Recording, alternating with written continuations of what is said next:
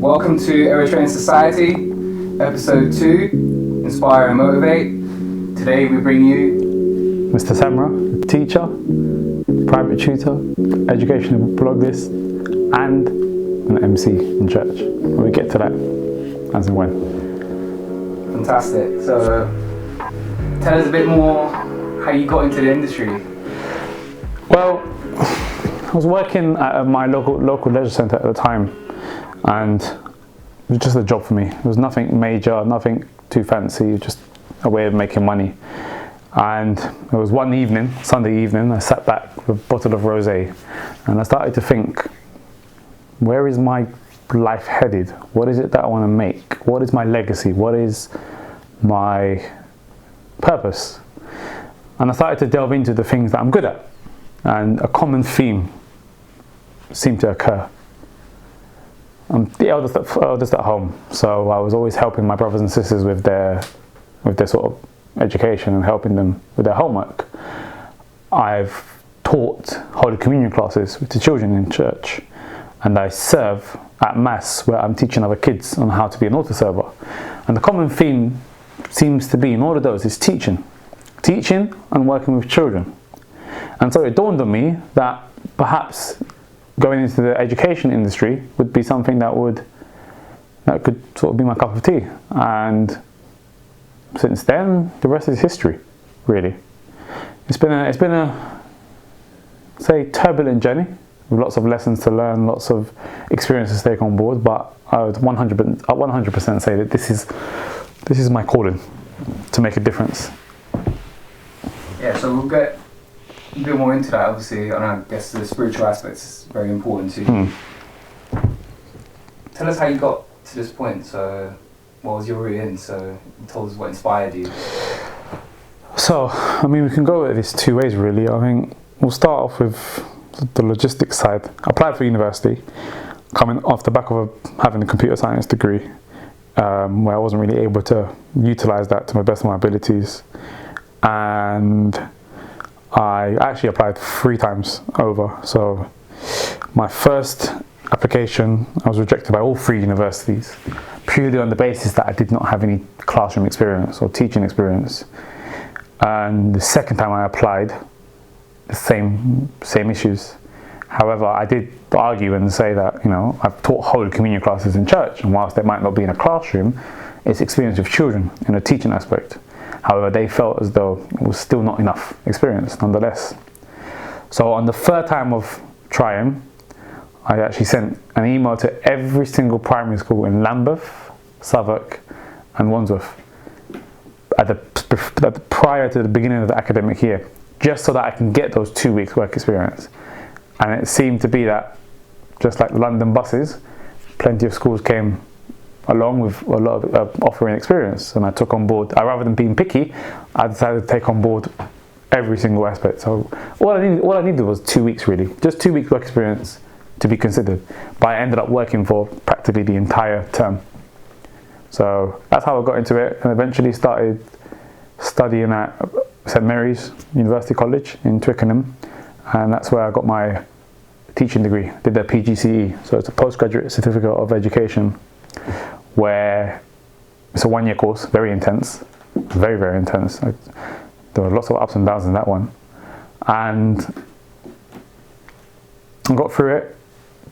Came also out with a CCRS because I have intentions of being a head teacher as well, and as a Catholic, I'd love to work in a Catholic school so I can also combine my spirituality and religion with my profession.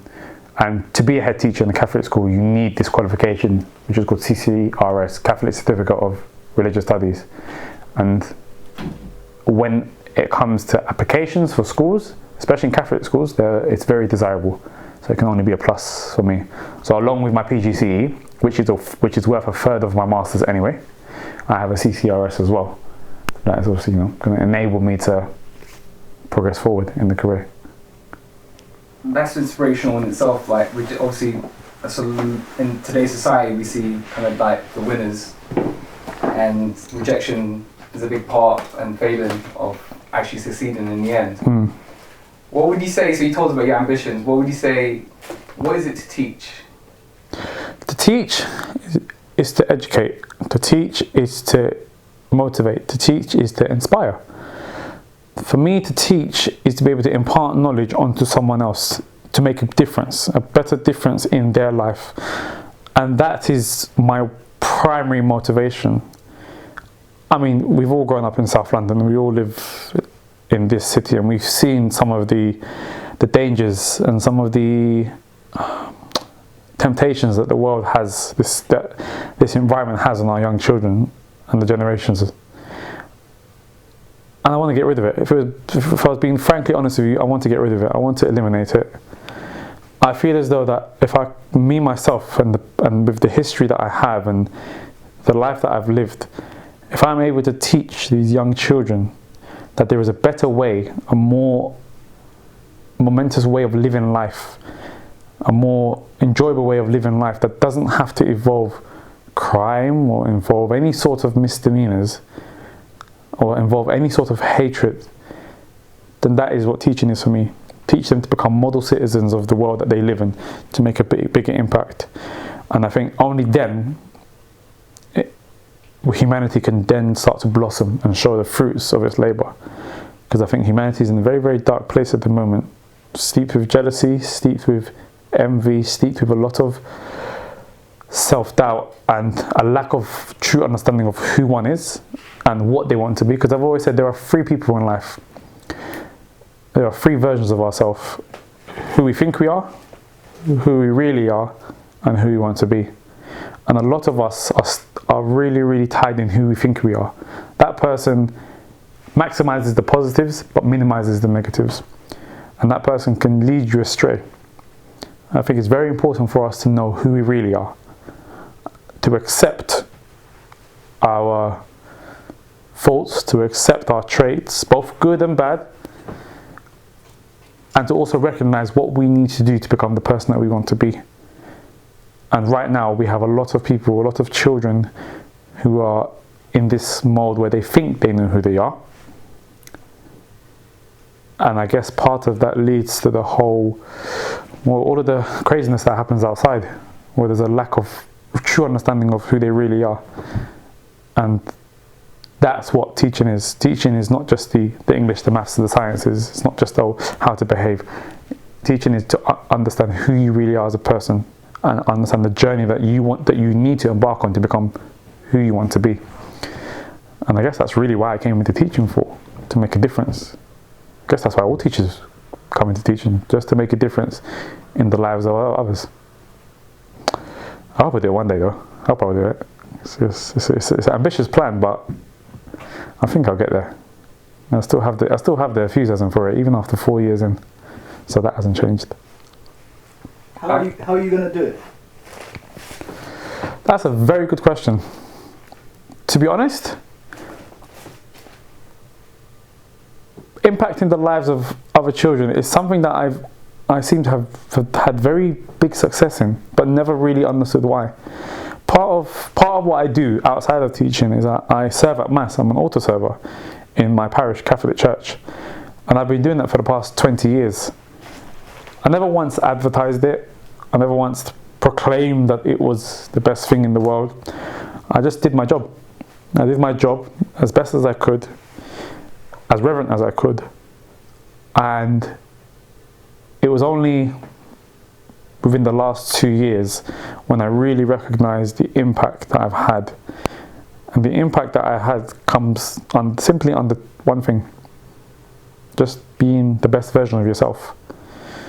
I think a lot of children do not have the ability to become the best version of themselves because they are so steeped, and I use the word steeped because it is an accurate reflection of, or steeped in the lives that they want to live outside on the street. You know, you've got the roadman on the street that's making money, or you've got the rap artists. As much as they've done, you know, I can't discredit them for their work, but these lives that they want to live sometimes are not the best lives, and sometimes comes with a lot of obstacles and a lot of fear and a lot of difficulties that they don't really see at first. And it's only when they're in too deep, 6 feet in too deep, where we start to see the actual problems.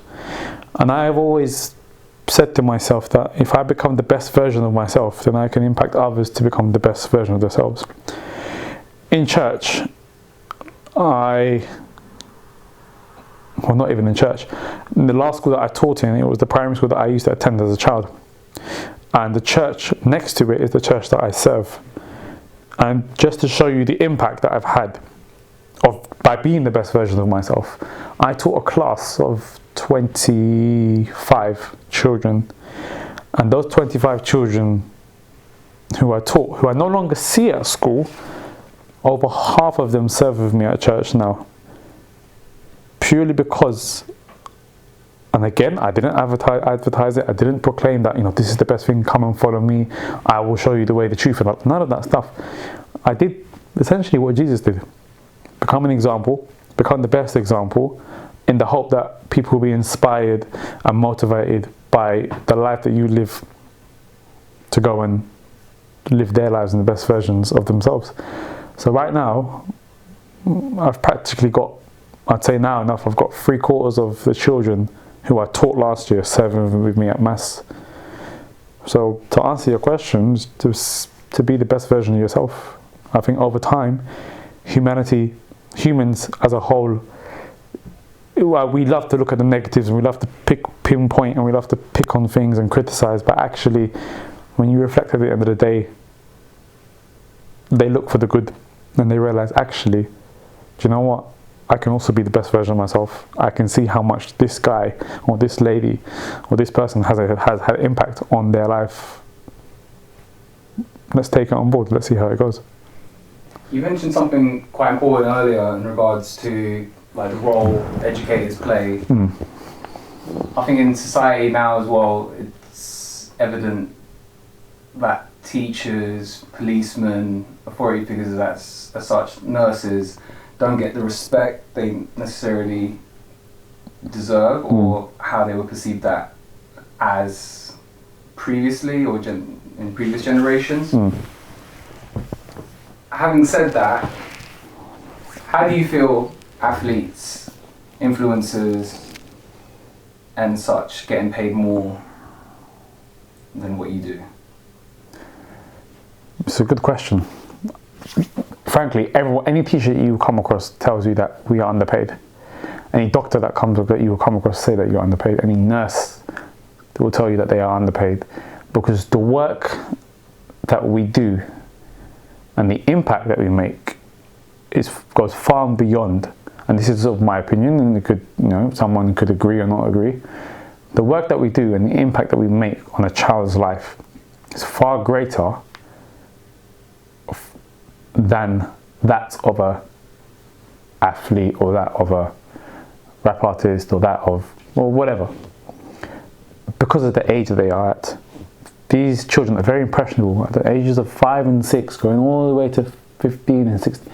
They're very impressionable. As a teacher, and it's a shame to say this, we are probably in that child's life more actively than their parents are in some cases. Not in all cases, in some cases.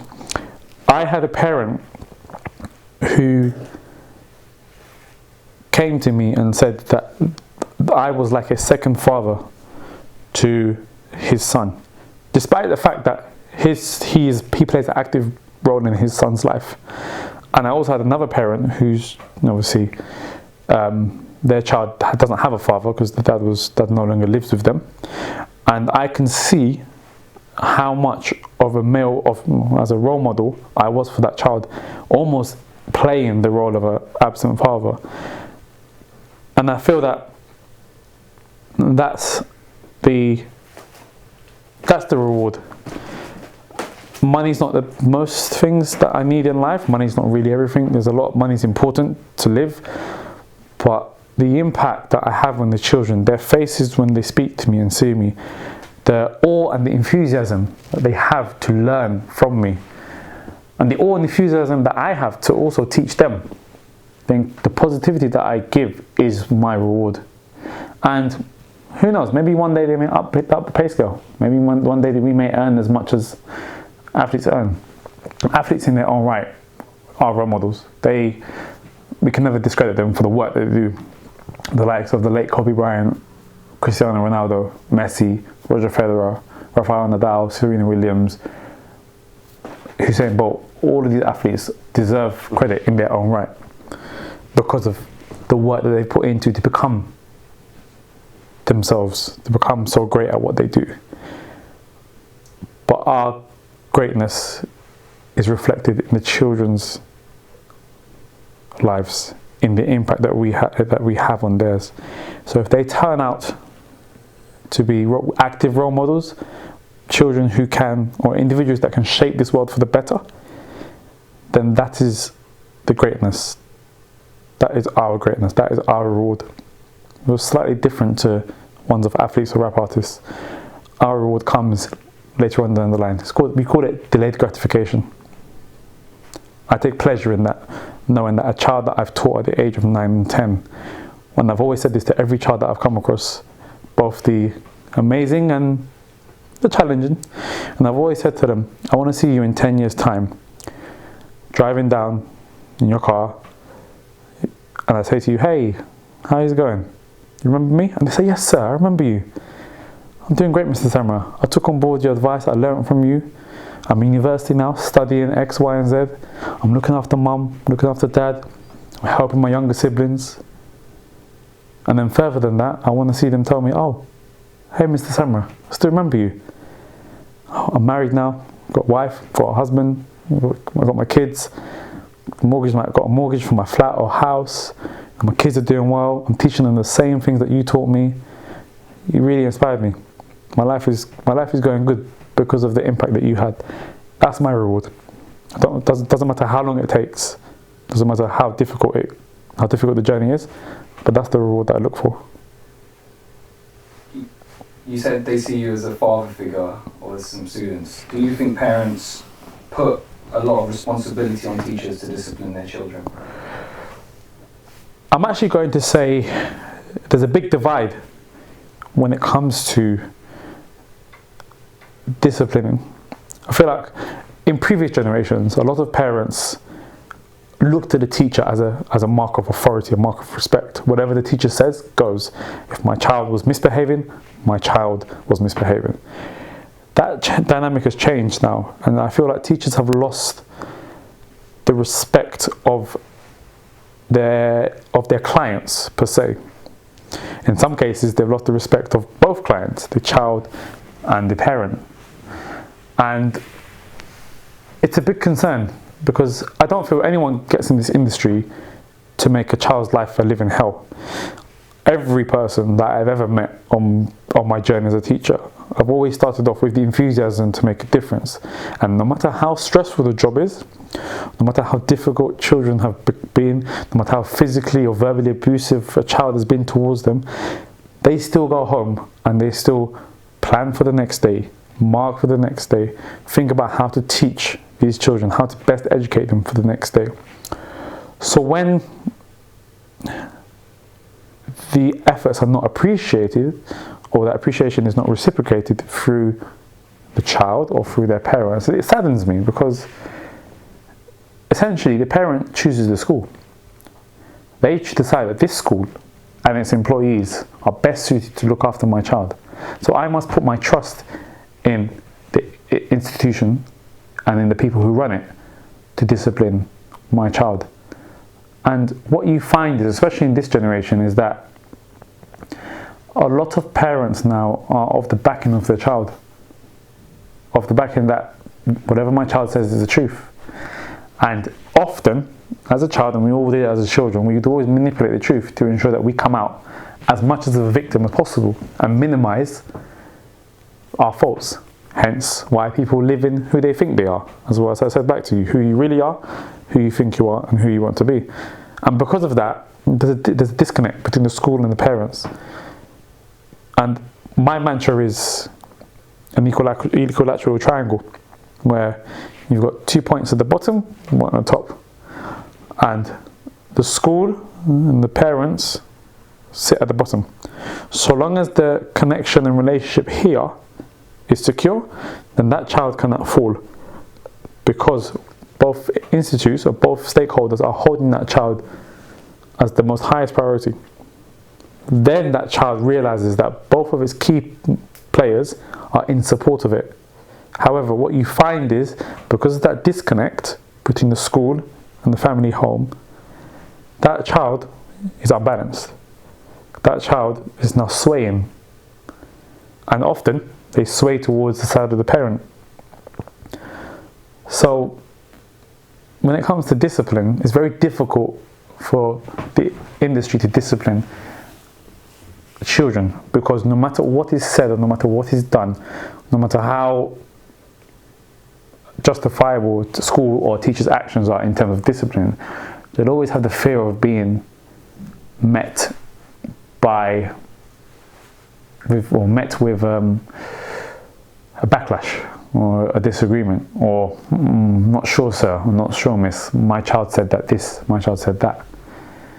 So it makes it very hard, especially in this generation. It makes it very, very hard. Is there a link between discipline and race? Yes, there is, and I have to be blunt with that. Yes, there is. Over the years, or over the decades, the idea of physical discipline, i.e. smacking, beating, etc., has fallen out of favour with the government, with Ofsted, with social care. And even the smallest of incidents needs to be recorded.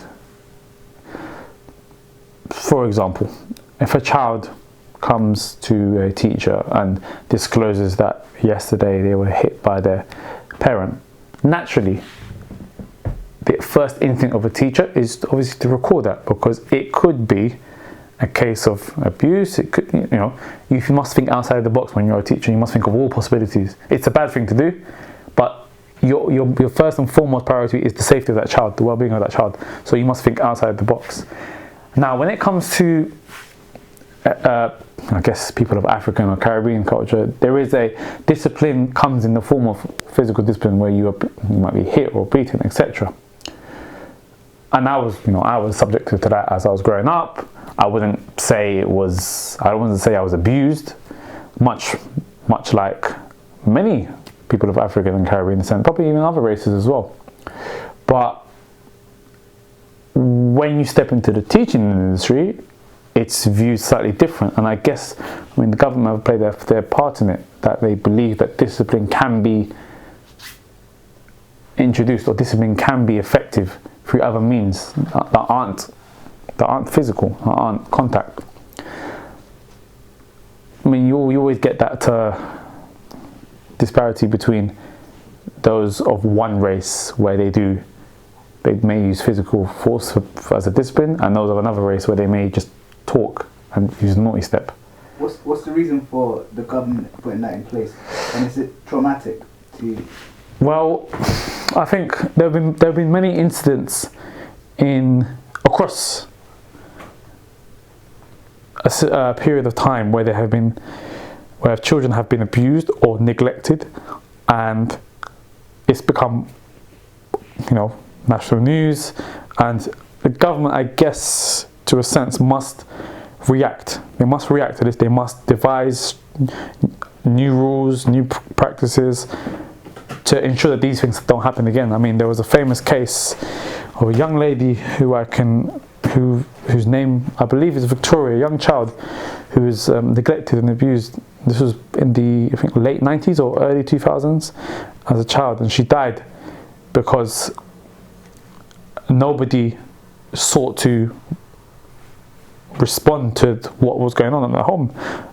Everybody thought it was, as far as I'm concerned, just part of the discipline. And because nobody took it further, nobody raised an alarm or raised a caution about it, she eventually, she had died because of her injuries and the beatings that she got. So whilst there is a upbringing in terms of African and Caribbean culture, there's a way of doing things in terms of discipline, and there have been incidences across the news and over the decades to suggest that the government are only doing what the government can do to ensure the safety and well-being of a child because they have reason to. Being Black History Month, do schools, they deal with Black History Month? Is it? Since I've been teaching, when I was a child, I don't particularly remember doing any work or anything as such on Black History Month. But since I've been teaching, every school that I've been to, and I've seen also online and YouTube videos, every school has made it a big deal to do something for Black history. And a lot of the themes that you might find are, celebrating the sporting success of certain individuals like Usain Bolt, Kelly Holmes, Colin Jackson, etc., etc. And whilst it's all well and good, However, sometimes we don't get to delve into the root of Black history. Why is it there? The celebration of sporting achievements and celebration of, the freedom is the surface. But actually understanding how it came to that is sometimes overlooked. In most cases. I've taken it on board myself as in the schools that I've worked at to teach the children where did this all start? Why is Black history celebrated? Why is it a thing? What's the cause of it? I taught in a school in Brixton, my local area, and in Brixton there's the famous Windrush Square. So I started teaching the children and taking them on a mini trip to Windrush Square, which was only down the road, but I started teaching them about the history of this name and where it came from. Why is it so famous? Because it linked into the current affairs of the day. In that year, which was only I think it was about a year ago, there was the issue about the deportation of those from the Caribbean who had no documentation to stay. So the news, even though these children that I teach are not from that era, the news that they listen to and hear still connects with them. So there's a great teaching point. So schools are doing great. Schools are doing good to recognise it, and there are lots of assemblies. They bring in lots of guest appearances. In the school that I'm at now, they brought in a couple of football players from Crystal Palace Football Club to talk about Black history, and it was a great success. But I feel that we can do a lot more to teach kids about the root of Black history, and essentially it is a part of this country as well. It's shaped. Being Eritrean, do you have Eritrean students, and do you speak to their parents? Finding Eritrean students are few and far between in primary schools. It's ironic that you asked that question, because the last school I taught at, I actually taught several Eritrean students, but I guess it's based on the area that you live in. So, South London, Brixton, you may find a lot of them, whereas towards Croydon, Norbury, you find less. So I've had the experience of teaching Eritrean students, and they obviously, as an Eritrean parent would, they take great pleasure that not only is a teacher who shares the same skin colour as their child, but they also come from the same culture. So it has its positives. It does have its drawbacks, because then it becomes a familiarity. You start asking for little favours that perhaps they wouldn't do if I was a teacher of a different nationality or different race. But you take these things, you roll with the punches, you take them on the chin, and you go. But it is nice. It's nice that not only can you make an impact of children of all races and all nationalities and all cultures, but it's also really good to make an impact of the children who directly come from where you come from, or who resonate with you more, because you come from the same culture, so you understand them a lot more. You understand exactly where they're coming from. I would like to say I understand kids of all ages, of all nationalities. One thing that I pride myself is that I'm a 28-year-old male who's grown up in London, born in London, and grown up into this multicultural society, and has lived through and had experiences that are similar to the children of today. And therefore that is my selling point with these children. I guess that's why I've been such a positive impact, because they see themselves within me. I'm not far removed from them. I'm only 28, and I keep telling them this. I'm only 28. I have siblings who are 2 to 3 years older than you. I listen to the same music that you listen to. I understand the slang and the colloquialism that you do. I understand the struggles of living in a home with one parent. I understand what it's like to live in a home with two parents. I understand what it's like to hear, arguments. I understand what it's like to not to be put under pressure from parents about you must focus on your education, stop wasting time, stop doing this. Why are you not reading? I understand all of these things, and because I understand all of these things, I'm the bridge.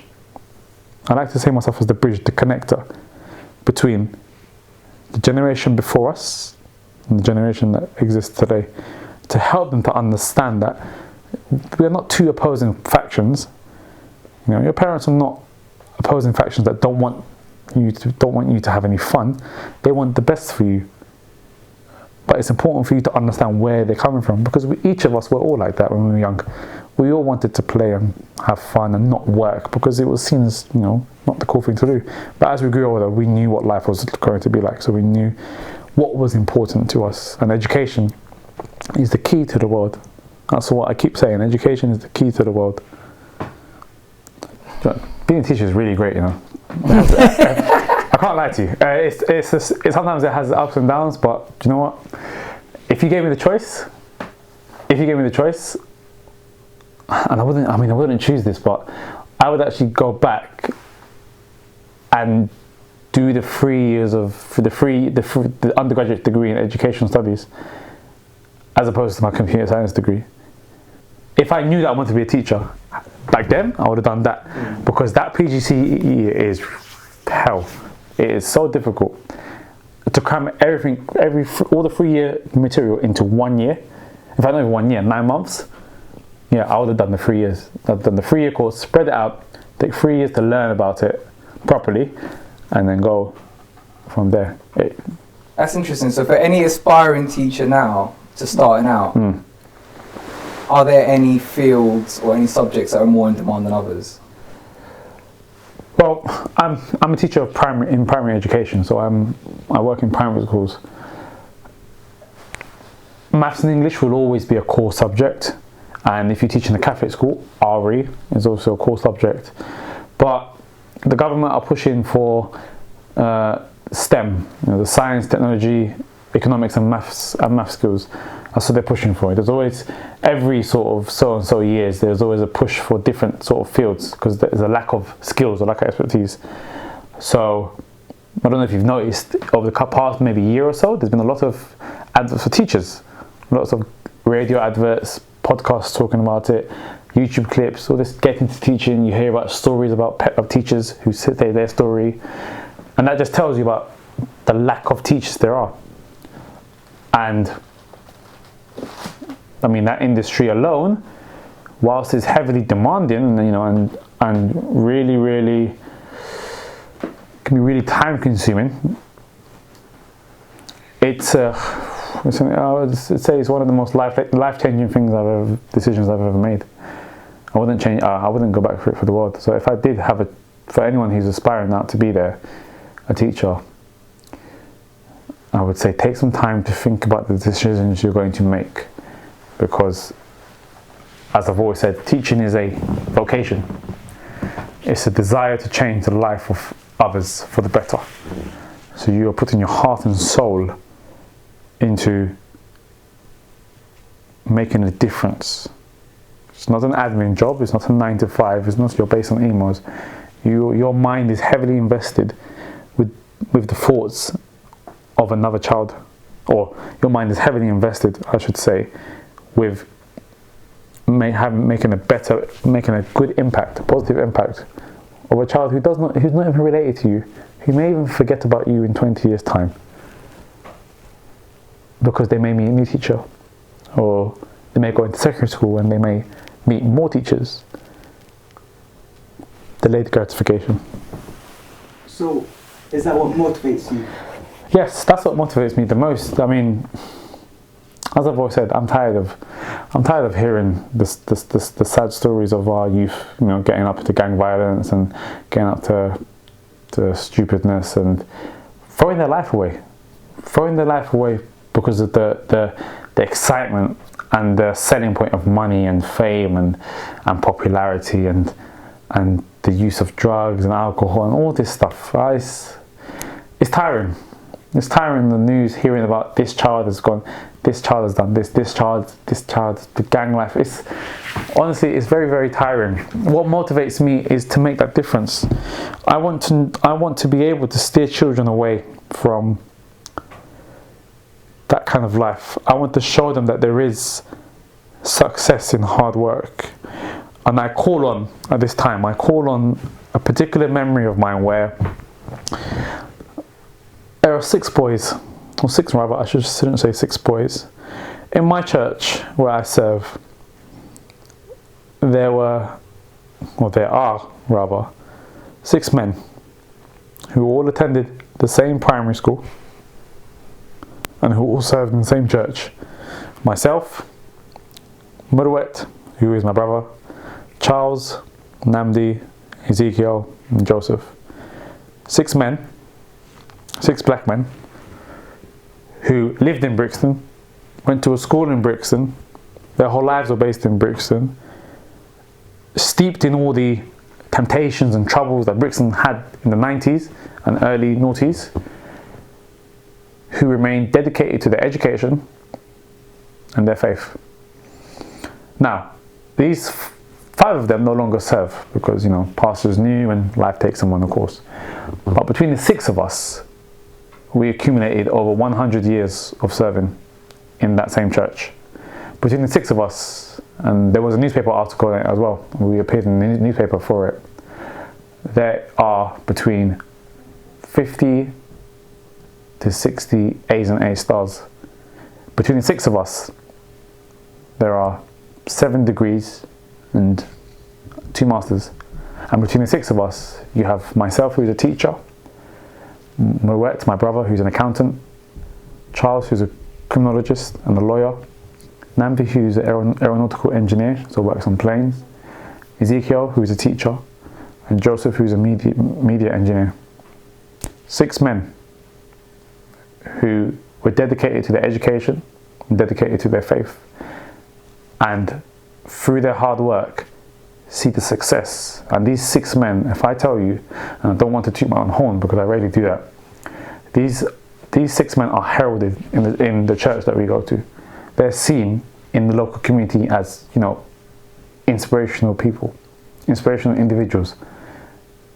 And it's the lives of each of these 6 men, myself included, that shows me actually, if you just sit down and focus and actually find the enjoyment in, progressing. We know it takes 150% to make 1 millimeter of progress, but if you continue to put in 150%, that 1 millimeter will increase to 2, will increase to 10 centimeters, to a meter, and you will start to see and take satisfaction in the achievements that you make and you create because of the effort. And that's what I want to instill into the youth. It doesn't have to be about this fast life. It doesn't have to be about this quick money. It doesn't have to be about this fame and accolades that they get from being the most popular person or doing the most randomest of things or being the silliest person or, being the macho or the alpha male or the alpha female. It's about investing in what you want to do, investing in what you're chosen for, your calling, and then making a hell of a lot of effort to make it happen. And I feel that's what I can do. And I feel that's what I want to bring into this world. I don't see a lot of it personally. If I'm being honest with you, I see a lot of very, very good teachers, and I see a lot of wonderfully educated people. But to make that difference, it goes above and beyond teaching the English, teaching the maths. It goes above and beyond that. The personal connection that you have to develop with each and every child.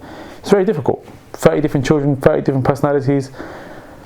Some of them like A, some people like B, others like Z, others like a new made up alphabet.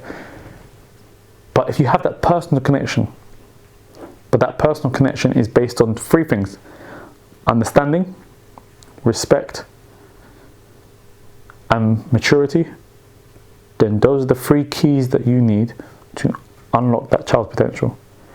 Because every child wants to be understood, and every child wants to be respected, and every child wants to feel like they are mature and spoken to.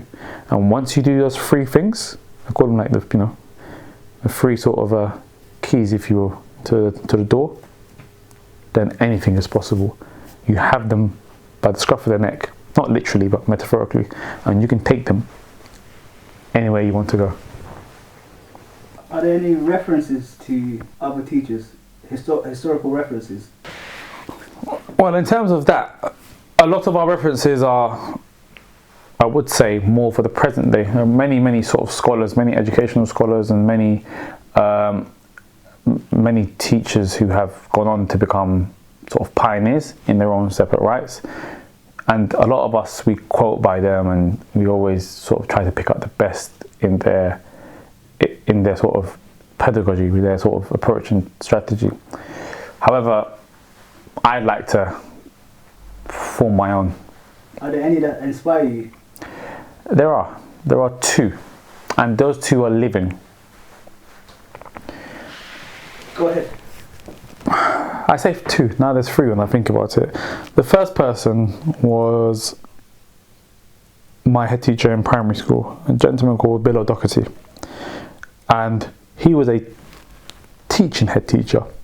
He wasn't a head teacher stuck in the office. He interacted with the children. He fought very hard. And at that age, I didn't know the kind of struggles and challenges that he was going through as a head teacher. But as I grew older and I found out more about the school, I realized how passionate he was to make a difference. There were many a time that he was called into meetings with the board of governors about the decisions that he has made, and with the local authority. And this is all hearsay, but some of it was accurate, where he would stand alone on the decisions that he's made for the best interest of the school and the best interest of his children. And his founding belief was that the children deserve every good thing that comes to them. They must be provided to it, no matter what. The kids will always be kids. And that was his mantra. Whereas the other people that he worked with may have taken it on a personal approach. And I founded one of my beliefs based on him. The second gentleman to inspire me was a man called Jeffrey Vincent. He was my maths teacher, form tutor in secondary school. And he was a brilliant maths teacher. The way that he taught was amazing. Very strict, very non-negotiable, but the way that he taught, his strategy, the way to explain things was absolutely brilliant. And that was part of my mantra as well, to make sure that education is accessible to all children, no matter how great or how much their ability is, or how little they have, how much confident they are in the subject, how little confident they are. He taught me that anybody can be taught. That's the message that I got from him. And the third person was a gentleman called Serge Sifai. Now, he was the deputy head when I was at secondary school in Sacred Heart, and he then later on became the head teacher of Sacred Heart. And even to now, I mean, I went there, my sister still goes there, and I went there the other day, and he said, if you want the job, you can come teach maths here, because we know how good you are. And I was quite surprised at the offer, and I said, I want to make a difference in secondary school. And I said to him, if I can make a difference with the children in primary school, then you won't have the issues that you are facing now. Because it all stems from there. The issues don't start in secondary school. They are manifested, and they are manipulated, and they are programmed way earlier in a child's life. And if I can make the positive impact then your life as a secondary school teacher will be easy. But going back to the point, yes, he was very strict, and it was surprising to know that he was actually African, despite his skin. He's from Tunisia. I believe Tunisia is from Africa, right? Yeah. He's an African man, and he was so relatable. He knew what his job was, and he knew what he had to do. So when it came down to it, he was the head teacher that they feared and respected at the same time. But they respected him because they knew that he had his best interests at heart. But he can play it cool. He can be related to the kids. This gentleman is 60 odd now. What does a 60-year-old pale skinned man have to do with inner city kids of different nationalities and different faiths? With everything. Because he made sure, and again this is my mantra, he made sure that he had a personal connection with each and every single child. The man is now an executive head of two different schools, two different secondary schools in South London. He's appeared on the news. He's appeared in workshops. People that I work with know of his name. And he's the third person that's inspired me. How would you describe the education system in the UK? Reactive, much like every other industry. They do their bit. I mean, they give them credit. They do try to deal with issues as and when they get to it. Most pertinently, I guess the whole topic about LGBTQ. And now that's become a prevalent topic in society, they have now decided to react on that and try to put things in place to ensure that, I guess, they address misconceptions behind it, as well as provide a teaching point. Now that's come at the, I guess, at the cost, well, not the cost, but at the disgruntlement of many parents, many different backgrounds, many teachers, many different people of different religions. And do you know what? As with teachers, we have one hand tied behind our back because of the decisions that government make. And I always say that it seems to be those in power who have a lack of, and I place my hand behind my back because it is how I feel. It's always those in power who are far removed from what the day-to-day grind is of being a teacher, who make these decisions. And I guess the same is with them. I'm pretty sure that they are also governed by some sort of higher authority that tells them that, you know, this needs to be put in place, that needs to be this. And sometimes they also have their hands tied behind their back and have to make decisions. I guess, you know, there will always be someone above us that makes the decisions for us, and whether we agree or disagree, we have to carry them out to a certain extent. But the education system as a whole, it can be better. And the reason why I say that is because, well, you see its products, its clients, or its parents, the children, and a lot of them are becoming disinterested and disengaged. What's missing? What else is out there? Why is education no longer seen to be the root of progress or the root to success? Why is it seen as a bore or a chore or something that should be ignored? There's a lack of connection between its key concept and what it can produce. How would you make it better? It needs to be relatable. It needs to be relatable to society that you live in. It needs to be relatable to life. And they do try very hard. I mean, in maths, for example, always encouraged to make maths relatable to life. I mean, I was teaching year 6, I teach year 6 and I teach the top set for year 6, and we were learning about ratio and proportion, and I linked that into cooking recipes. So, you know, we made a recipe to cook apple pie, apple crumble, and we were talking about the ratio of how much grams I'd need for the apple and the flour, etc. We made it relatable. So making it relatable finds a purpose. You find a meaning to the reason why you do things. However, the relatable that I am talking about comes under the word education. Education is knowledge that you gain to improve your future, improve your chances of success, develop you further holistically, not just academically.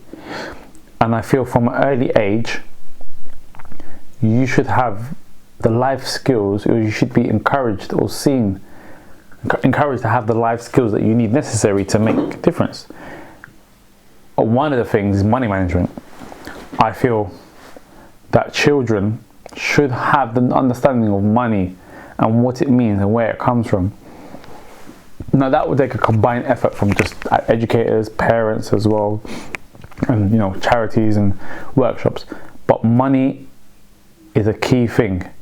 And yeah, it's not, I mean, it appears in maths, you learn about change and stuff, but actually understanding where money comes from, its value, and how to harness it to the best of your ability is something that's not taught in schools. And it's something that you have to learn in life. You've got to learn it in life. You've got to pick up and go. And you need to do it straight away. And a lot of people struggle. A lot of people live paycheck to paycheck. Another thing, as I said, you always go back to the 3 things I mentioned: who you think you are, who you really are, and who you want to be. A I think children need to be educated on themselves. Have some time to talk about, to be reflective, to look at things that went well, to look at things that didn't go so well. That sort of aspect of their sort of development. Because right now, all education is all about schools. It's all about the academics. It's never really about who the person is. And that's, if you get that right, everything else will fall into place, because children will then understand, right, I understand now why this subject relates to me, or I understand why I need to learn this, because it is conducive to the person that I want to be. That's how I make it relatable.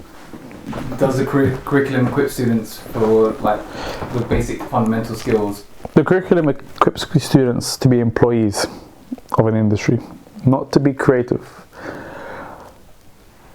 A long time ago, we had what we call the Industrial Revolution. And the Industrial Revolution, you had many different changes. You had the coal, the oil, and all of that stuff. And then you have the Digital Revolution. In Sainsbury's, if you go to your local Sainsbury's, 20 years ago, you did not see a computer in sight. Now you see self-checkouts, more technology, less staff. Sainsbury's and other supermarkets have clocked on to the digital revolution that's happened, and they're taking advantage of it. Every other industry have adapted to the times. The education industry is an industry that's been going on for 200 years, founded by the same principles and teachings that it was formed by, to teach a particular set of children at a particular set of time that no longer exists. We now live in a multicultural society that did not exist 200 years ago. We now live with children with different needs. We now teach children with a different set of mindset and different challenges to the ones that existed 200 years ago. So the education system must evolve. It has to evolve to keep up. What's been the biggest change in the last 30 years in terms of teaching? Well, I mean, I've only been living for 28 years, so I wouldn't be able to tell you the previous two before that one.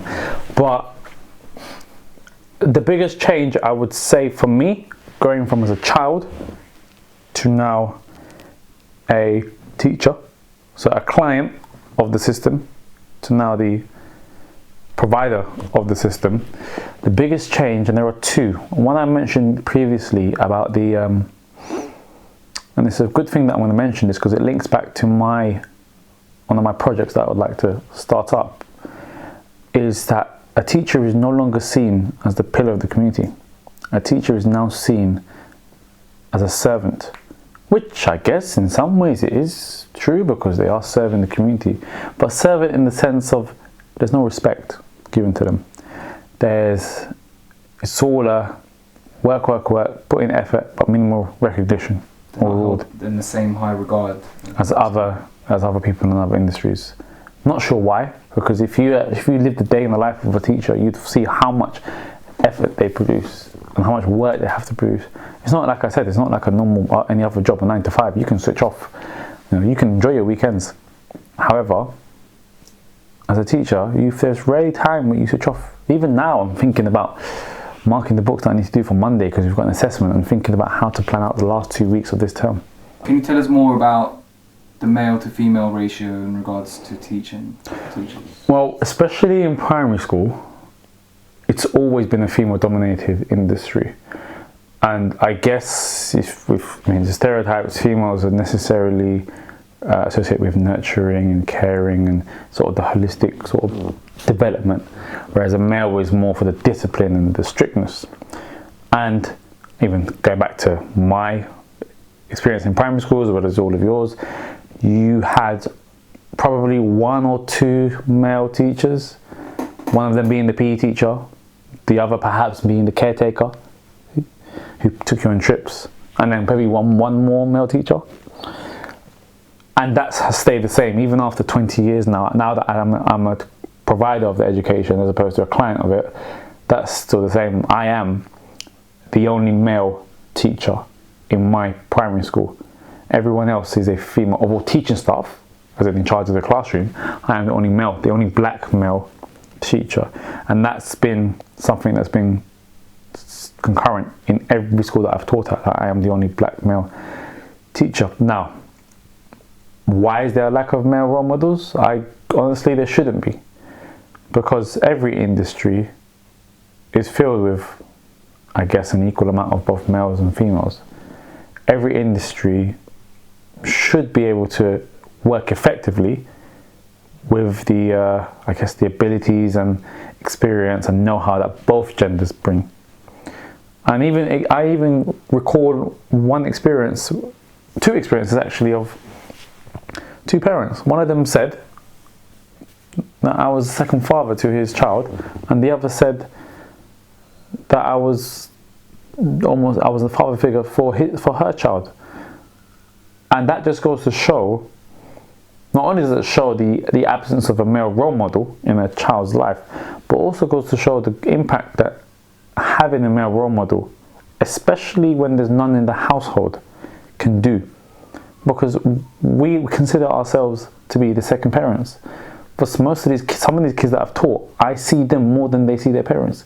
Especially with the way that the working life is, the unsociable hours of shift work.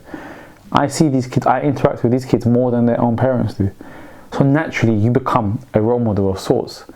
And I feel it's very important, especially for the balance of a child, in terms of balance the emotions, to have influence from a female's perspective and a male's perspective.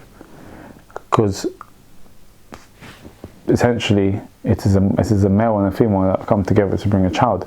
In the family home, it's always deemed to be mother and father to grow up the child. Now, these things no longer exist to that extent, because we do have single parent households, or we have sort of co-parenting, but there needs to be that balance. Can you tell if it's missing, that masculinity? You can tell, but not through the most obvious of means. As a child, there was one child that I taught, lovely young girl, and her immediate reaction to discipline or to being told off by a male, how different to being told off by a female. And over time, you can tell that there was something there. And when you prod carefully, there's a lack of an absent father. There's an absent father. With the gentleman that I mentioned, the sense of clinginess was there. So he would be very, very clingy towards me, but then at the same time react negatively to discipline, to being told off, almost to become emotional. And that told me straight away, I didn't even have to read into his life story, that there's an absent father, and the story was there to see. How much of a factor has the education system played in kind of vilifying masculinity? Well, I couldn't begin to describe to you how men are seen as predatory, or seen as almost a concern. And this is through my own personal experience, as well as the experiences of other males that I've taught with. There was one gentleman that I taught with, was his expertise are within EYFS, so early years foundation stage, kids who are 3 to 5 years old, so the younger kids. And he's a wonderful teacher. He really connects with them well. But for some reason, some people would give him a casting eye because he's working with kids. And then you hear those stigma related words: predator, paedophile, all these words that you wouldn't not associate normally with a female. And I think it's bad. It's disappointing that someone who's willing to make a difference in a child's life is being seen as in this capacity purely because of the gender. It would be an outrage if it was reversed.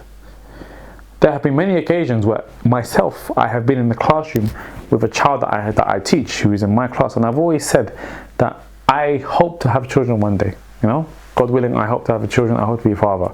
Until then, the children that I teach are my children. So I treat them as though they are my own. I care for them holistically, not just academically. So there'll be times where I have to sit down with that child one-to-one and say, do you know what? This has happened. I need to advise you on how best to deal with the situation. And once I've dealt with what I need to deal with, a member of staff will come, female member of staff will come and say, sir, it's not good to, and this is by quote, I quote the words that she said, you need to be careful when you're speaking to children, especially since you're a male. And in my head I was taken aback like this. But what I said to her was, I said, no problem, I understand. Because, you know, you always have to maintain the moral high ground. I knew what she meant. And I tell you, I kid you not, I've only been there 3 weeks before that was said. So that already tells you the mentality that's approached. Why is it that this perception is out there even before you've had a chance to get another person? Trust that I am the right man for the job, the right individual for the job, before making these assumptions. As they always say, it's innocent before until proven guilty. But in this case, that thought shouldn't be really in your head. I'm a colleague of yours, I am an employee of the same school that you work in, and therefore you and I have both been trusted. We are professionals. We have both been trusted to have a duty of care. You should trust that I should be able to sit in a classroom with a girl or a boy and be able to have a conversation without being perceived that I could be up to something fishy. Because in that instance, I just told the child that, you know what, you need to pick the right set of friends for you. You know, sometimes you get influenced negatively by the friends you choose. And that was all. Nothing too deep, nothing too uncomfortable. But the stigma that came from it was shocking, and it's not the first time, like I said. Now with the introduction of LGBT issues in the curriculum, how is that going to work? Well, obviously the government have stated that they've adapted the curriculum to include the teaching of this. Now, it has already come with a lot of criticism, a lot of disgruntlement from parents. There was a story in Birmingham where the school parents did not send their children to school, and obviously Birmingham is quite a predominantly Islamic area with a lot of the kids from the Urdu, Pakistani background, and they did not send the kids to school because the school were going to teach this. And the same has happened here. A lot of conversations that I have with parents or that over here is that they're a bit they're not too keen on the idea. No matter what school, whether it's a Catholic school, a faith school, or a voluntary aided school, or a community school, they're not okay with the idea. And you can understand, because most of the things that are said are, or most of the ideas that come are basically, will my child turn out like this? Are they telling my child it's okay? And for a lot of households, they grow up, whether they're Christian, Islamic, or just don't believe in any type of religion, they grow up with the idea that it's a man and a woman. Adam and Eve. Not Adam and Steve, as people say. It's a man and a woman. So the teaching of the LGBTQ and everything related to it does come as a direct conflict to their own beliefs. And as a Catholic, I'm always of the belief that it should be a man and a woman. And that's my belief. And people may share that, people may not share that. However, I think what you have to understand is that the society we live in dictates what needs and what skills our children should have. And one of them, and I say it's tolerance. Tolerance is not the right word. It's understanding. Tolerance suggests that I need to put up with it. Understanding suggests that there's nothing that's happening here that is untoward. There's nothing happening here that is a crime. Now, depending on how deep you are in your religion, some may turn the other cheek, some may want to crucify and burn them at the stake. However, the society we live in dictates what we need to teach our children in order for humanity to grow as collectively and in a positive light. And what the government are trying to do is to teach kids that you may see two males holding hands, or you may see two males kissing, or you may see two females holding hands, or you may see two females kissing. that is okay. And what they're saying is that it's not okay for you to go and do it.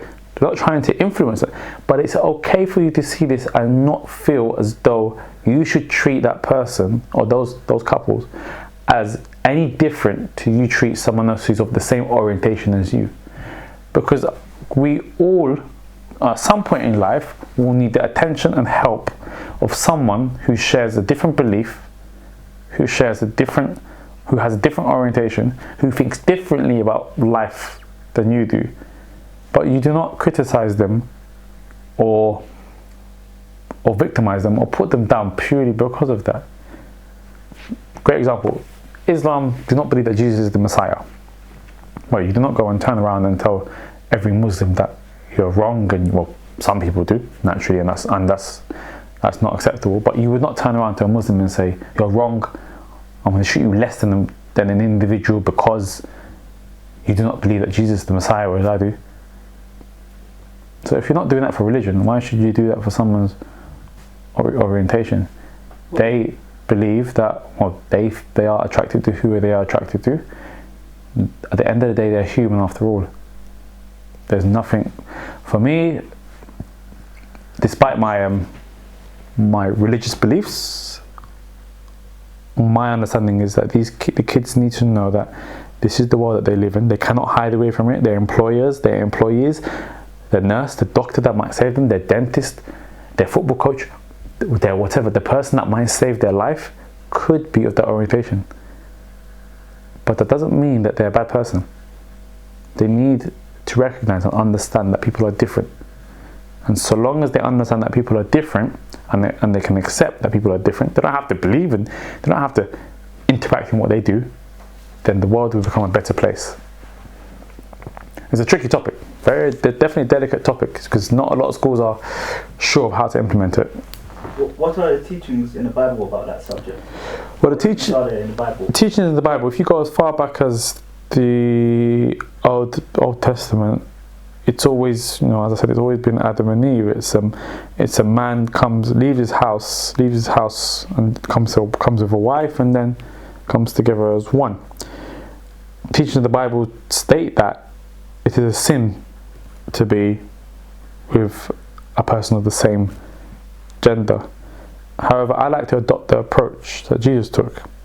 Jesus, in his life, in his ministry, looked upon the sinners, looked upon the tax collectors, looked upon people, the prostitutes, looked upon people who had different beliefs to their own lives and lived their life in a different way, and saw them as equal. Did not see them as any less of a person. And as a Christian, Jesus is the pinpoint, he's the pinnacle of how my life needs to be. I always try to live my life in a Christ-like fashion, even in football, as I try. And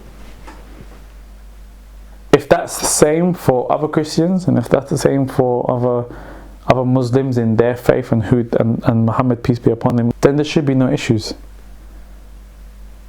At the end of the day, Jesus, one of the greatest commandments was to love your neighbor as much as you love yourself. Treat others as how you would want to be treated. So regardless of whether that person, even if that person believes in the death penalty and you don't, you treat them how you would want to be treated. If that person decides to identify themselves as a female, you treat that person as you want to be treated. That person has the same two eyes, the same two legs, the same brain, the same heart, the same lungs. They are a human body with a soul and a spirit. The differences between faith schools and state schools? Well, state schools are fully controlled and run by the local authority. So let's take Lambeth, from where I'm from. There are schools there that are state schools, fully funded and controlled by the authority. Every decision that is made is been taken from the local authority, so the Lambeth Council, for example. Faith schools are religious schools. We have Catholic schools, Church of England schools, we have Islamic schools. They are partially funded by the local authority and various charities, but they have more of independence to how they would like to run their school. Now, the big difference in a faith school is, and it's not the proclaimed discipline, everyone says that if you go to a faith school, the discipline is better. Than it's not discipline. Depends on the structure of the education system in that school. It is the subjects taught. Now, in a state school, English and maths are the core subjects. Science used to be a core subject, but that's sort of taken a step back. Whereas in the faith school, English, maths and RE, or English, maths and Islamic studies are core subjects, to the point where all schools are inspected by Ofsted. But in a faith school, they're also inspected by the RE version of Ofsted, where they inspect the religious education that's being taught in that school. That's the major difference when it comes to, in terms of progress and outcomes.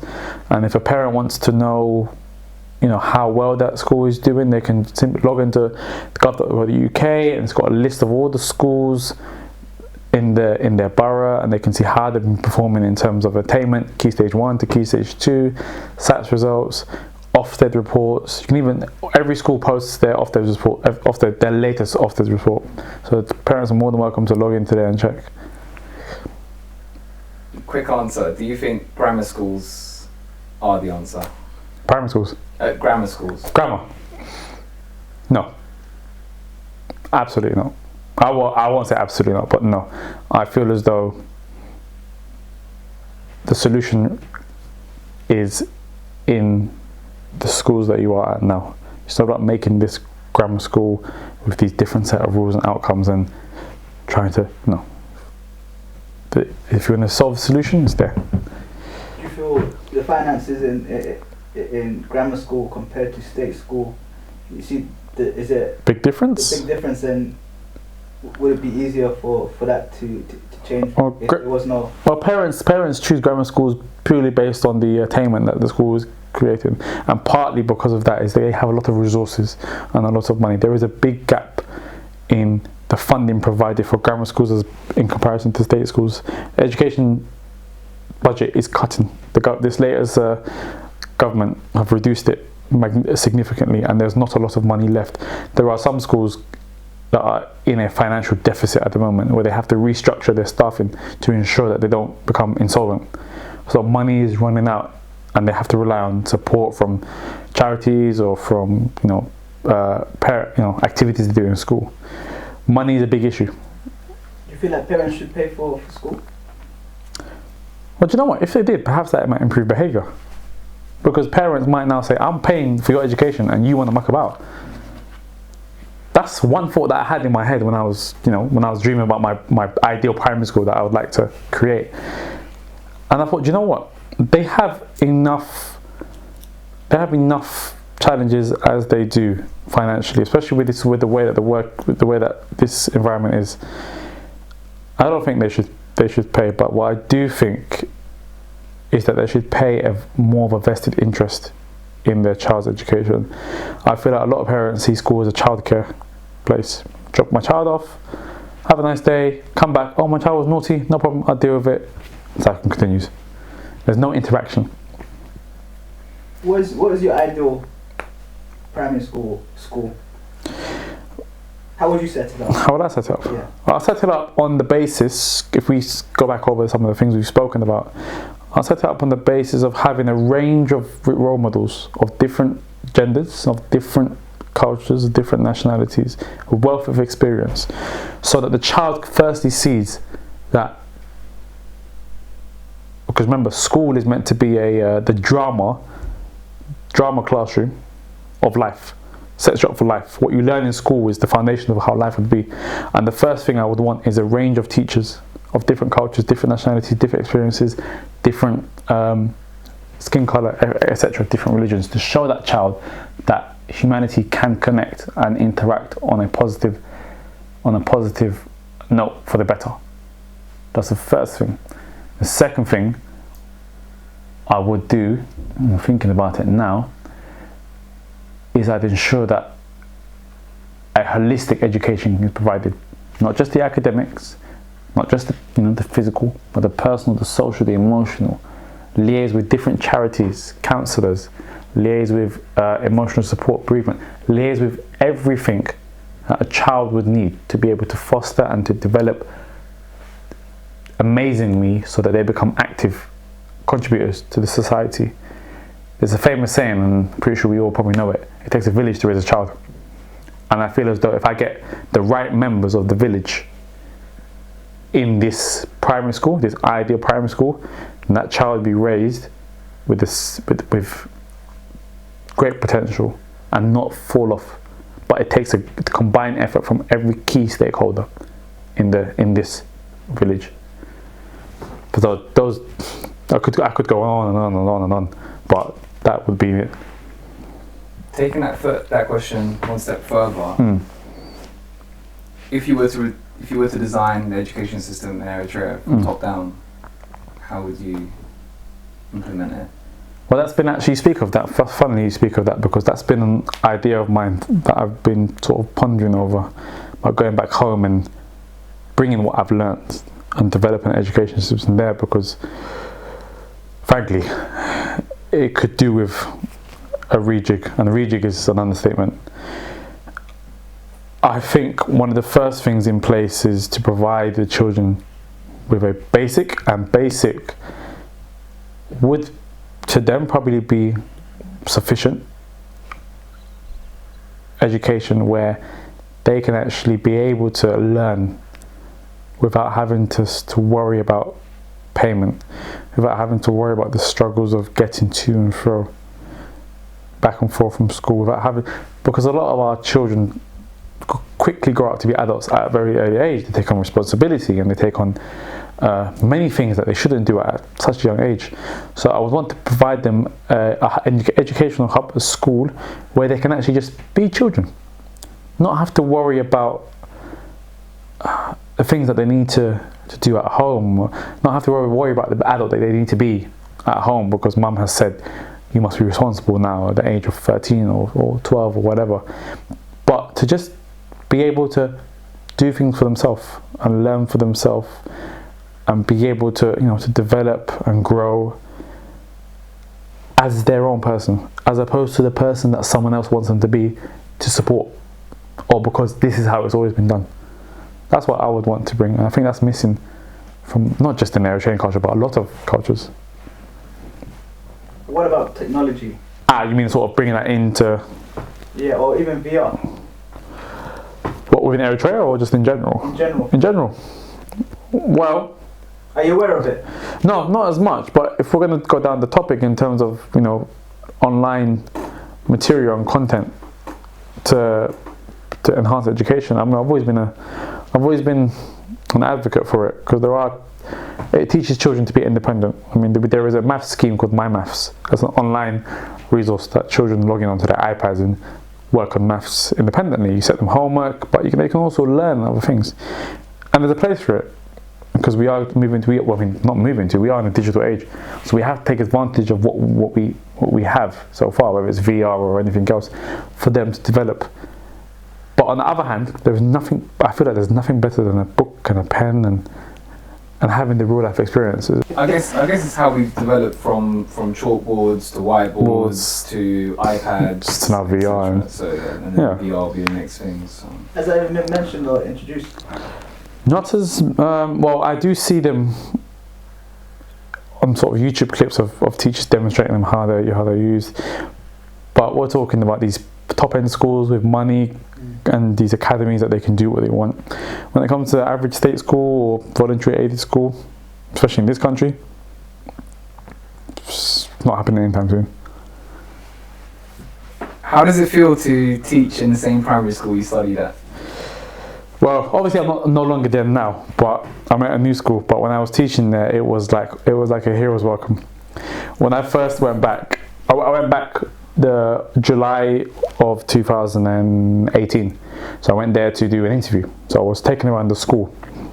And remember, there were a lot of kids there who served with me at church. So when I was taken around the school, I went into this year six classroom, and I was watching a Spanish lesson, and watching the kids, and I saw a couple of the kids that I recognized from church, and they were like, they didn't see me, and then the teacher said, "Oh, children, we have a visitor, make sure that you're on your best behavior." They turn around, the one child turns around, turns back in. And then because their class is two form, he ran into the next classroom, another year 6 classroom, and I went inside there. That class was just finishing off their writing, and this child started pestering other people, and then, hey, look, it's Mirad, and then everyone raised their head. They were like, hey, it's Mirad, it's Mirad. The whole classroom went ballistic because I came, and it touched me because it was almost like I said, it was a hero's welcome, and they were so awed to see me, which reminded me of how much impact I had.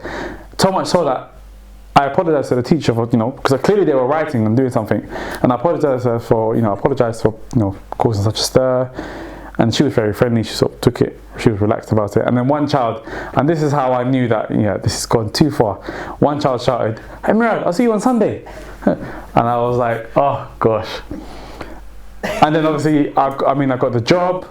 I got the job from it, and I guess the saving, I think not the saving grace, but one of the unique selling points was, and if I said to you, I knew that I got this job from the beginning, I would be honest and say that I kind of felt that from the beginning. I think one of the selling points was the fact that I was so deep into the community that everyone knew that I was someone of a role model, someone who can impact the kids. And I mean, you can see it now. Nearly 3/4 of my class serve with me at church. The kids still remember my name every time I go past Brixton. Their parents still, tell me, "Oh, please come back," etc.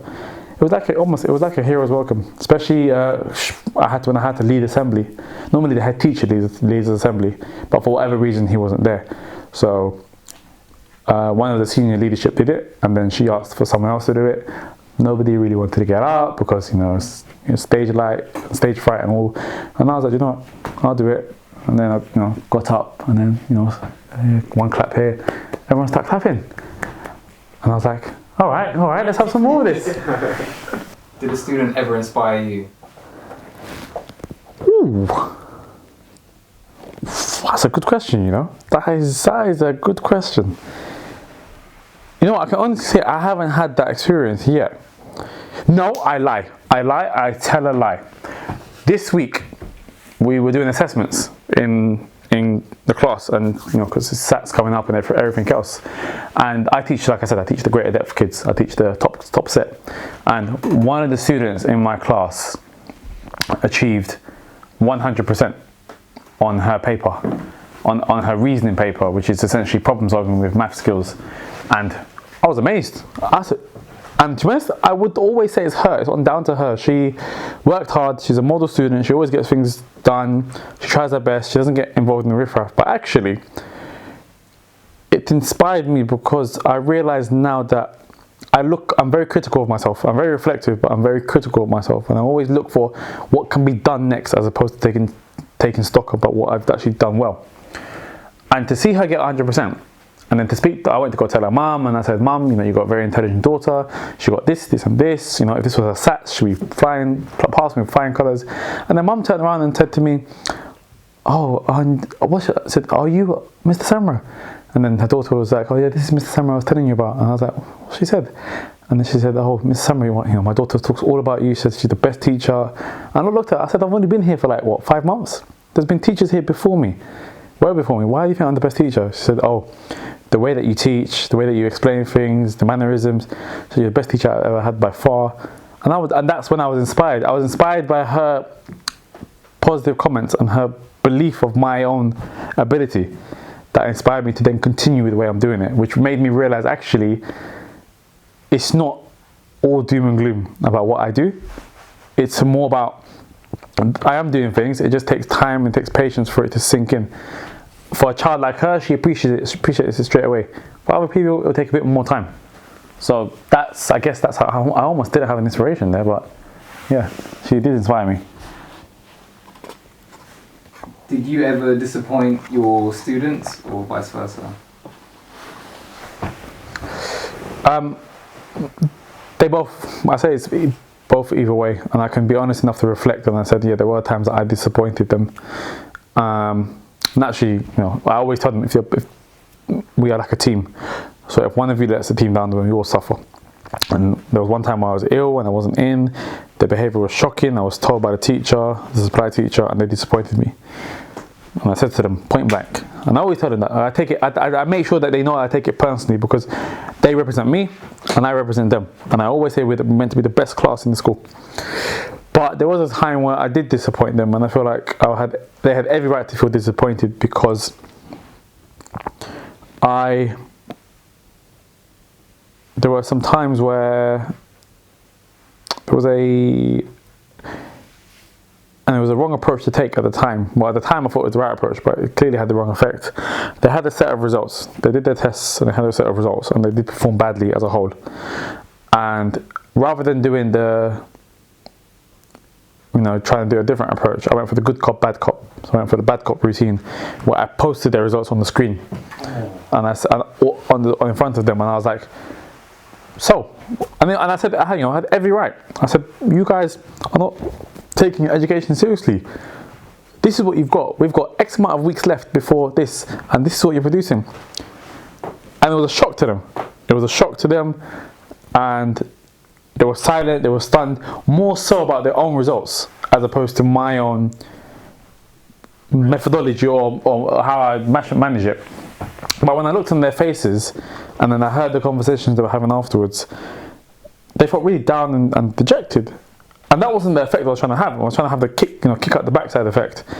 And they were down and dejected, and I looked at them and I said, and then the TA spoke to me afterwards, and they said, all that things you did, I understand it, but these kids are slightly different to how you were brought up.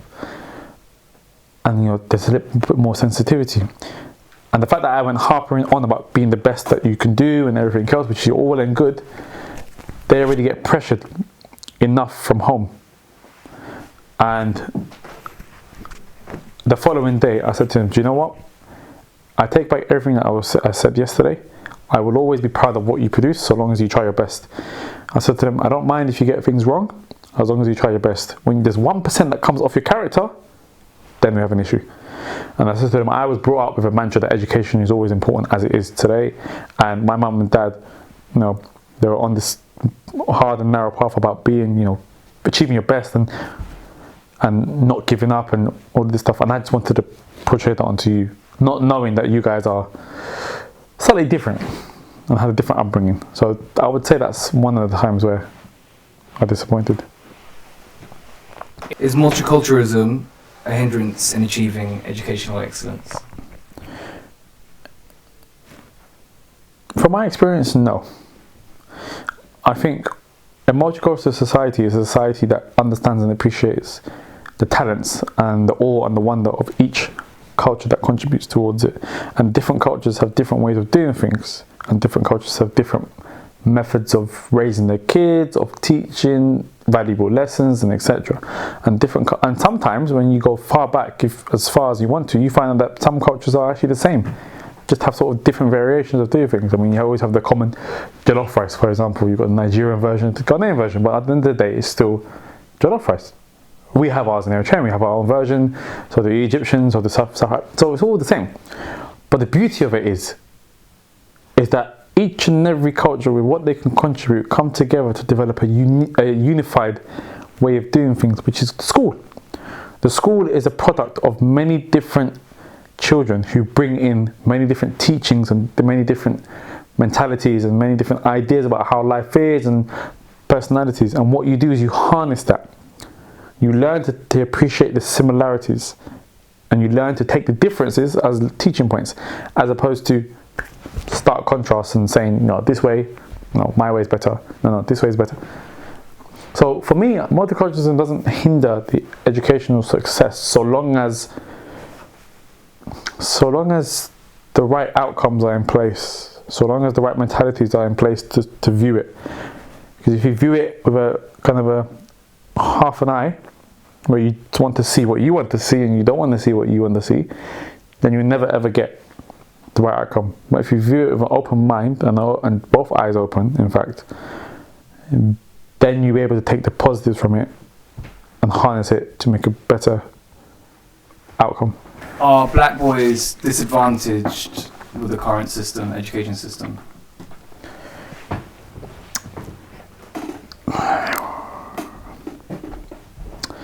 I think extends beyond black boys.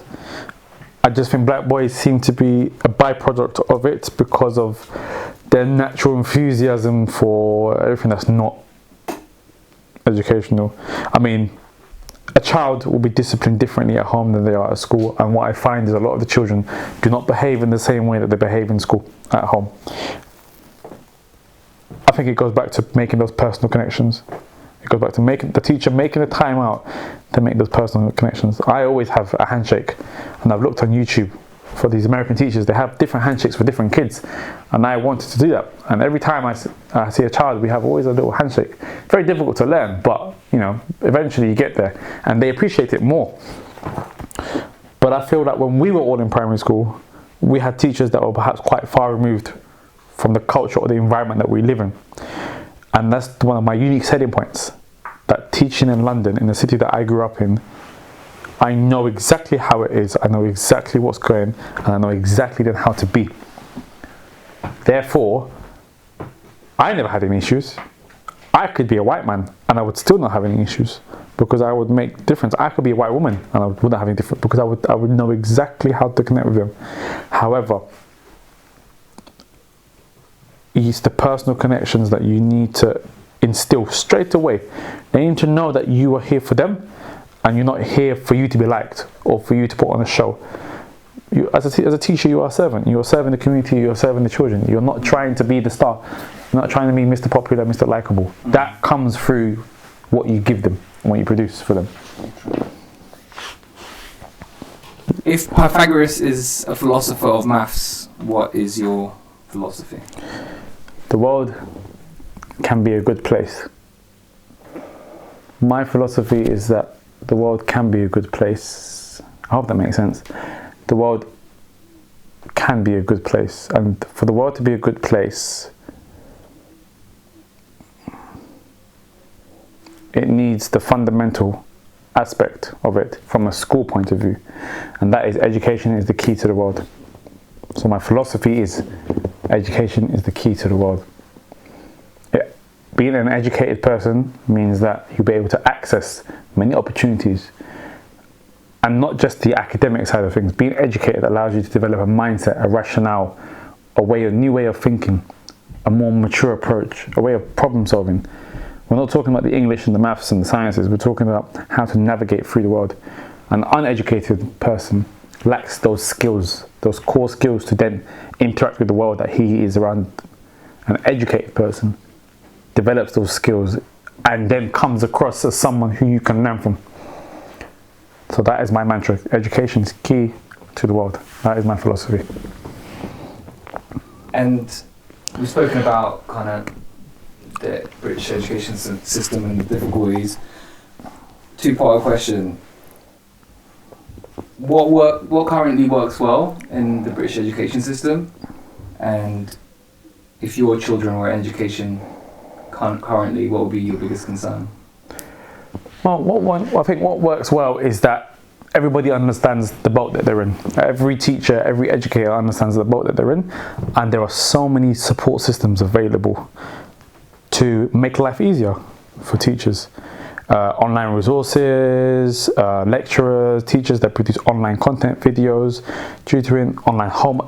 There are so many teachers that have contributed to reduce the workload, to offer advice on just making the job easier so that the teachers can focus on what they entered the profession in the first place, to make a difference. And that's what's really well, from everything that's really well about the system. That's the key thing, is that the support system is in place. The support system is impeccable across teachers. I'm not talking about a particular school, but across the entire network of teachers. There is a support system in place. There is an answer for every question that you have. There is a piece of information that you will need that will help you in your journey as a teacher. Now, the concerns that I might have when I have children of my own in the education system is the quality of the education that's being received. I know, and this is as a drawback of that support system, it is very easy for a teacher to just pluck a PowerPoint from on the line. Yep, this PowerPoint teaches about relative clauses, and then done. without the actual effort to go into adapting it or making it or tailoring it to the kids that you have. So that whilst that support system is great in place, it then replaces the effort and the attention to detail that a teacher needs to have. And that's what I'll be concerned, the level, the quality of education that my child or children would receive. And I know full too well, because when I started off, there was times where I did that. Well, just to make life easier, I brought this and I used that instead, and I didn't really want to look at it because done. But sometimes that lesson would not be adequate enough to meet the needs of the children that I was teaching. So that's one of the major concerns that I would have. So yeah, to tell us what you get up to in your own time, any other activities that you're doing, projects you're working on. Well, after the precarious start to this teaching industry that I've had, I've made it my goal to become the education or the hub of all things education. For me, there are 3 key stakeholders in this: the educators, the parents, and the children. And what I want to do is to create a platform that supports each 3 key stakeholders in providing them the necessary tools and confidence to be able to interact with the education system, so that teachers can do the things that they need to do, which is to make a difference in a child's education. Parents can actively contribute to the school life and make an impact in their child's education, and the children can be filled with the confidence and knowledge to enjoy the education and enjoy the learning process. So that is a project that I'm currently in development with, that should be rolling out soon. It's a 3-stage project. One stage, there are many services that I will be provided through it. One of those services are tutoring. I currently provide a private tutoring scheme where, through my qualifications, I visit the homes of parents and I tutor their kids one-to-one at an affordable service. And I'm qualified to teach from the age of 3 up until 11, so up until year 6. And that's going well. I've got a lot of feedback, a lot of happy clients, happy customers with their children making good progress. So that's all going well. I guess that's phase 1 of the overall hub. But essentially, from that, I want my legacy to be Mr. Semra. When you think of Mr. Semra, you think of the hub of education, where teachers can get support with planning and lesson ideas and activities, and should learn from my personal experiences, learn about the little things, that the classroom labels that you need to put, and share other ideas sharing forums, share their ideas, share with other teachers, other educators, where they can come together and learn, grow together. With parents, I want to be able to help them interact with the school environment, get over that whole disengagement by giving them the confidence to go and interact with the school, ask the right questions. Every parent with their firstborn has always struggled with the nursery application and with the application for secondary school. So I want to help them to understand what the process is, the right questions to ask, help them interact with the school environment. When it comes to parents' evening, find out how to interact with their kids, find out what to do. Also give them the skills to teach their own children as well. The whole idea is to teach other people how to learn. So if I can teach the parents about the new curriculum that's out, ways of teaching the children with maths and English, then they can go forth and be confident enough to do it at home with their child, rather than pay for a tutor. It sounds a bit, contrasting, because I tutor. But within my tutoring, I also teach the child how to learn. I teach them how to learn so that they become independent, so that they don't need me anymore. So it's almost like Hinge, the dating app, is designed to be deleted. You meet someone, to come off it. You come to me to be tutored, so you learn how you learn, so you can go off and do it yourself. So essentially giving the skills to every key stakeholder so they can do the things that they wanted to do in the first place to make a difference. Do you feel large classroom sizes impact that, and that's why there's a need for, one-to-one tutoring? I think that is a factor of it, but I feel that the lack of knowledge or lack of skills and lack of confidence from parents, as well as the time factor, the unsociable hours of shifts, also provide that as well. parents have a lot to do these days, and I understand why they sort of send the children off to this place and that place to get the education, because they're so focused on just being the parent, having a roof over their head, having food on the table, and having a bed to sleep on for the child. And anything education, well, it's a school. School is designed for that. On top of that, large classrooms, whatever. I mean, I teach a size of 24. 24 is relatively small in comparison to other schools, and even 24. If you think about the maths, I teach maths 1 hour a day for 5 days. I was one teacher, it was myself and a TA, who go around helping the kids.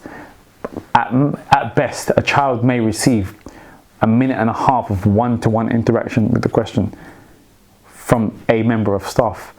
Times that by 5, you're talking 6 and 7.5 minutes of probably one-to-one. That's not enough. So it's on the onus of the child to go and do that independent learning.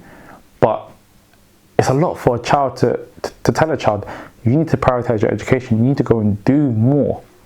Hence why you have these new companies, PHILMON, Explore Learning. They've taken advantage of the fact that the education system that's being provided and the support that's there is not enough for a child to make progress. And I would argue and say, and I have seen it in experience, that some of the children that I have taught, the reason why they are doing so well, or the reason why they are not doing so well, has actually nothing to do with the school. It's a lot more about what they do outside of school, because you're dealing with behavior issues, you're dealing with challenging behavior, you're dealing with emotions, you're dealing with other aspects of a child's life as well as the education. And you're just one guy, just one teacher in a room of 24 kids with bubbling personalities. You're going to need to do more outside of school. I mean, whatever dreams you work on, you just can't focus on your dreams in the job that you're in. You have to also do stuff outside. And I think that's a part of growing up. And so when it comes down to it, you've got those kids have a lot to do if they want to make the grade. But yeah, it does impact. It's been a pleasure having you. Thank you. How do we connect with Mr. Semra? Well, Mr. Semra is still in the baby stages, but Mr. Semra is, he's available, he's out there. On all the platforms you can find me on. So on Facebook it's Mr. Semra, on Twitter it's Mr. Semra, Instagram is Mr. Semra, and Snapchat is Mr. Semra, MRSEMRA. You can always message me if you need, whatever stakeholder you are, whether you are a parent, whether you're an educator, or whether you're a child. The platforms are all open. If you want to ask for advice, if you need support, if you'd like some tutoring, you're more than available to message me. Look out for a lot of content that's going to come out as well to do with key issues of education, updates on the business plan and all sorts. And just know that Mr. Semra will be the place for all things education. Inspirational. Thank you.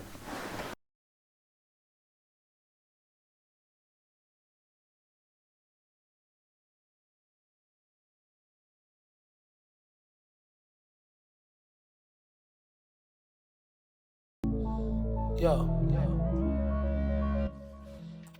I don't need a coach. I don't need advice. Good talk, coach. Thanks.